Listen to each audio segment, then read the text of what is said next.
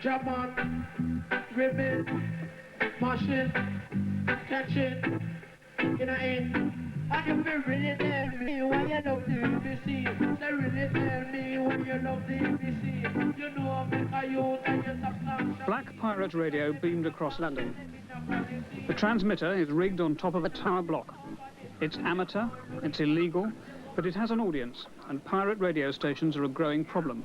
Yeah, you're tuned to sounds of Dread Broadcasting Corporation. Frequency saying 93.9 megahertz. Now, here come Black Hero. Some, like this station, are on the air regularly. Others are more intermittent. But they're nibbling away at the audiences of BBC or IBA licensed stations and bringing into question Britain's whole highly regulated system of radio broadcasting. Operating on a shoestring, with cheap equipment that clutters the airwaves with signals, the Dread Broadcasting Corporation staff believe that the music they play and the chat in between give a service that legitimate radio cannot provide. Track called Cockney Trans. You've got communities, you've got Indian, you've got Greeks, you've got blacks, and but the BBC and Capital and LBC can't cater for these communities. They can't do. So in order to make that point, you're prepared to break the law and run an illegal station? We have to, because they won't listen otherwise. We have to. And face whatever penalties you may get? Of course, have to. Even if it means paying huge fines? Even if it means going to prison. If it means going to prison. Last week, for the 15th time in 4 years, DBC's transmitter was seized by members of the 270-strong Radio Investigation Service. They operate from this London office of the Trade and Industry Department and other bases around the country. Remember this. Broadcasting live from the North Sea on 319 meters, 96. Pirate radio got its name from the ships that broadcast pop music from the North Sea. Today there are just two. They're foreign-owned and outside British jurisdiction. News brought to you by Newsweek magazine. The investigators' monitoring equipment has already detected no fewer than 73 illegal land-based stations broadcasting in Britain this year. Some are run by ego-trippers and show-offs. Others are thoroughgoing commercial concerns. It's a good morning, Sunshine Radio.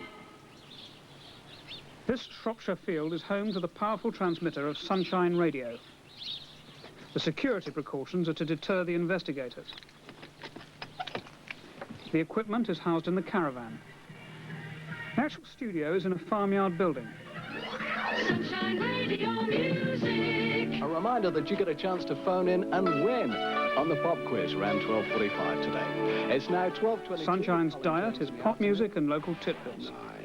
The 9 minutes of advertising in each hour are voiced by the disc jockeys themselves. Sunshine. Independent radio news. And on the hour, Sunshine Radio relays independent radio news from the licensed Signal Radio at Stoke-on-Trent, an act of pure radio piracy. Sunshine is making tens of thousands in annual profit. What does owner Graham Simons think he's achieving? Exactly what we have achieved by providing a local service, a local radio service to this area that is both popular, profitable, viable, I suppose, and it's got a future. I believe it's got a future. Do you think it demonstrates how cheaply these things can be done? It's not very cheap. Nonetheless, Sunshine Radio cost a small fraction of what it would have cost to be legal. Pirates own their own transmitters, so they can determine how far away their stations can be heard. Sunshine purports to serve South Shropshire. In fact, it can be heard loud and clear in several adjoining counties. Phil Fearon and Galaxy, everybody's laughing. It's Radio Wyvern on a Wednesday afternoon. 40 miles away in Worcester is Radio Wyvern, one of Britain's 43 commercial radio stations and one of the 10 that are not making money. And Worcestershire. Radio Wyvern. Wyvern News, this is David. One reason for that is the far smaller cost to advertisers of buying time on Sunshine, which is heard in much of Wyvern's area. In any city that is to have a commercial radio station, the Independent Broadcasting Authority, the IBA, requires local citizens to raise at least £500,000 and pass stringent tests. Evelyn Cox is a director of Radio Wyvern, and pirate radio is destroying her investment. Well, at the moment, we are absolutely hamstrung by constraints, and very expensive constraints. And they have no overheads at all, except for the fines that they get periodically in court. They don't have to pay copyright fees to the musicians, for instance. I mean, we pay out, I think, over 70,000 a year to Performing Rights Society, Musicians Union, and so on. They don't have to pay anything at all because they are stealing the copyright on the music they pay. They don't have to pay for a national news service. We pay out £20,000 a year for a national news service. Sunshine just relay that same news service without paying a penny for it. We have to pay £38,000 a year transmitter rental to the IBA so that our programmes can go out. They pay merely their electricity bill for a signal because they can put unlimited power through their transmitter. Their signal is much stronger than ours. Aren't your standards quite unrealistically high? You're not comparing like with like. Independent radio is not in the business of continual pop music. We are indeed restricted under the copyright agreements to not more than 9 hours of gramophone record music per day. Now, the pirates are not so restricted, so they can play 24 hours of back-to-back gramophone records with the occasional DJ. We don't use that phrase. We call our fellows presenters because they speak intelligently as well as playing records. All they have a live microphone for is to announce the next record. No one mentions that radio, whatever it is, the pirate station, breaks down frequently, and no one cares that its performance of Beethoven's Fifth Symphony is disastrous to listen to. But the pirate radio stations in Britain, or at least a fair number of them, broadcast a perfectly satisfactory signal. You can listen to it on your radio or your car radio with great comfort. If they're only interested in pushing out pop music for reception on trannies, where people wouldn't know a decent signal if they fell over it, then I'm not surprised that they can make statements like that. But our stations broadcast in stereo the highest possible quality of classical music and other forms of specialist music, so that people who've gone to the expense of buying hi-fi equipment in order to enjoy reception in their homes can do so. Radio Wyvern. However outdated the IBA's standards may now appear, Radio Wyvern and the others have to observe them. They see their enormous payments to the IBA as protection money that should enable them to enjoy their franchises without unfair competition.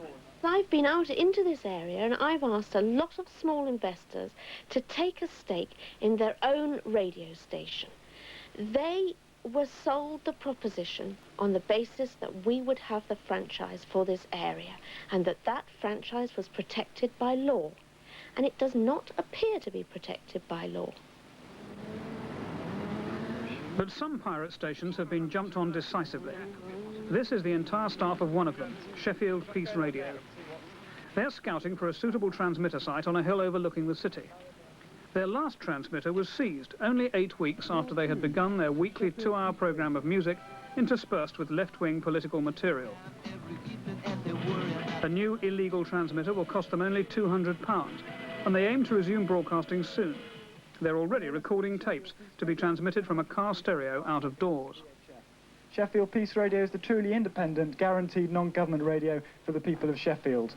And in tonight's programme, as well as lots of good music, we've got an interview with the Sheffield Troops Out movement. There have been other political pirate stations, the racialist Radio Enoch in the Midlands, for example, and a current pro-Scargill station broadcasting in Nottingham. Somehow the Radio Investigation Service is always hot on their trail. And on that particular evening, we got on the bus from the studio, got the bus across town, set up the equipment, and about 3/4 of an hour later, we were surrounded. People had come out of bushes. There were 2 plainclothes policemen, 8 British Telecom officials, and they just surrounded the site. Well, the chap in charge of the investigation, when we asked him how, bearing in mind the fact that we hadn't had much publicity by that time, there hadn't been any complaints of interference to our knowledge or even to their knowledge, we asked him why it was they'd started tracking us down. And he said the directive came from London, came from the Department of Trade and Industry in London. And his very words were, "You made a mistake calling yourselves Sheffield Peace Radio. They don't like that down there." The signal's very, very strong, and it's to our right. Can we go up this road up here? We've got to go around this roundabout. Oh, well, yeah, you go around the roundabout. Don't go the wrong bloody way. But the radio investigators have their own problems. Some have even had their families threatened. They have to deal with all forms of interference, not just pirates. Up here. How about up here? That's it. Yeah, well, we're looking straight at it now. Straight at it. These investigators are using direction-finding gear to pinpoint an illegal transmitter before seizing it. Oh, there's someone looking out the window up there, too. For the past month, a change in the law has enabled them to do that without a court order. I think this must be it. Yeah, that's it. We've got him. There have recently been 10 transmitter seizures, and court cases are pending. The Radio Investigation Service faces an uphill job. Many magistrates simply don't take illegal broadcasting seriously. It's a victimless crime that does no apparent harm to anybody. And some pirates say they'd rather be legal and offer to pay music copyright fees. Consequently, they usually suffer no more than the standard fine. Of 40 successful prosecutions of illegal broadcasters last year, 38 left the court and went straight back onto the air. Radio Jackie, Southwest. Radio Jackie in suburban London is a case in point. It's had transmitters seized and some court cases, but has been on the air for 15 years. It's supported by local Conservative MPs and councillors, and the radio investigators say there's increasing political pressure to lay off Jackie and other popular pirate stations like it. Jackie's owner enjoys establishment sympathy. We have had instances where a local magistrate has said that he and his wife have never spent such an enjoyable weekend listening to Radio Jackie, and after this instance he came out of the court and he spent some time talking to us and taking car stickers and various bits and pieces that the station produces. And that's when he just fined you £400 for breaking the law? He was very sympathetic towards our cause. But he just fined you for breaking the law? He had.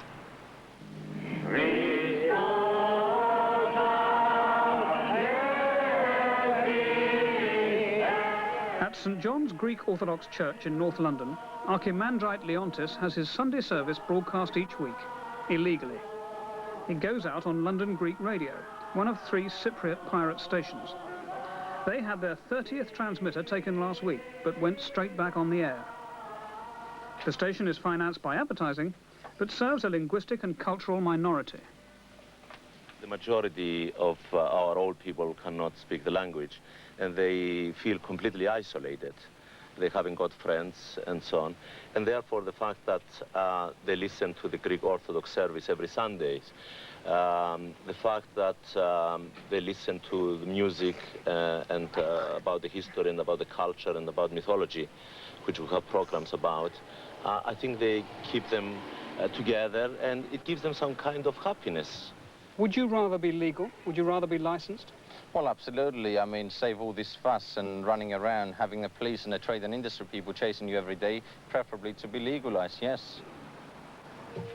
Mrs. LGR, London Greek Radio. The Greek stations and other pirates broadcasting in Turkish, Arabic and other languages highlight the extreme pressure that Britain's rigidly regulated system of radio is under. Radio is now cheap and easy to do. New York sustains 65 legal radio stations, Paris 54 and London 3. The government has made cautious noises about the possibility of legalizing low-power local stations next year. There will probably be a place for community radio in the broadcasting scene in this country in the future.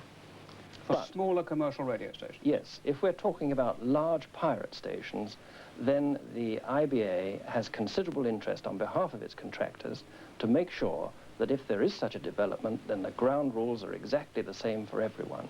And the government will have to consider what standards of broadcasting it wishes to see in the years ahead in Britain. In fact, as France showed in 1982, the system could be deregulated tomorrow and the pirates brought within the law. By their growing numbers and continued existence, they have created a historical fact that makes the liberalisation of the airwaves in Britain more and more likely. We started. We're London's favorite station, Radio Jackie.